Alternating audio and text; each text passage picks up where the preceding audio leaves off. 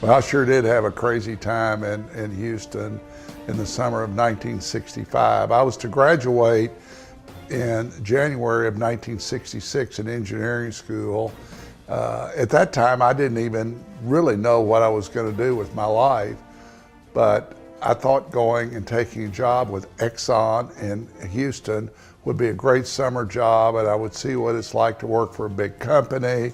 And it sounded like a really fascinating engineering job. I was going to help a professor at the college or at the University of Houston work on oil gas separators. They had a way to improve the pumping efficiency of oil wells that were pumping oil out of the ground. If there was a lot of gas in the oil, the pumps didn't pump very efficiently, and so they were trying to make that more efficient.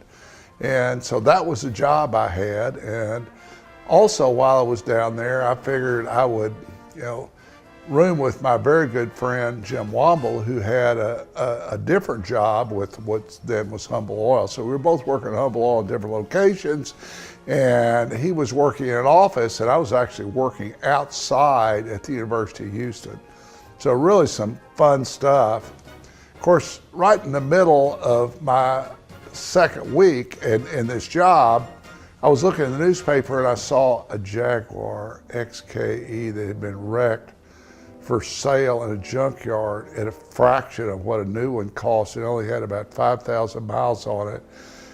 And so I immediately went out and looked at that car in the junkyard and said, I have to have it. And I scraped together enough money to buy it. So now I own a wrecked car. I got a job, that I'm working at the University of Houston on. So I said, I got to get this car so I can drive it home. I've got a car that is literally undrivable, and I manage working at nights to make that car not only drivable, but I put new parts on it. And I had what looked like, by the end of the summer, a pretty brand new Jaguar XKE for like a fraction of what a new one. So, here I'm going back to the University of Arkansas in my new XKE, which, was like, oh my God, that's, I think died and gone to heaven. But in the middle of all that, I'm still working at the University of Houston on oil gas separators. And we made some interesting progress, and I, quote unquote, invented a new oil gas separator. It's a centrifugal oil gas separator that nobody had ever built before. And when I was doing research for the book, I said, I wonder whatever happened to my oil gas separator, if anything, everybody ever used it or anything.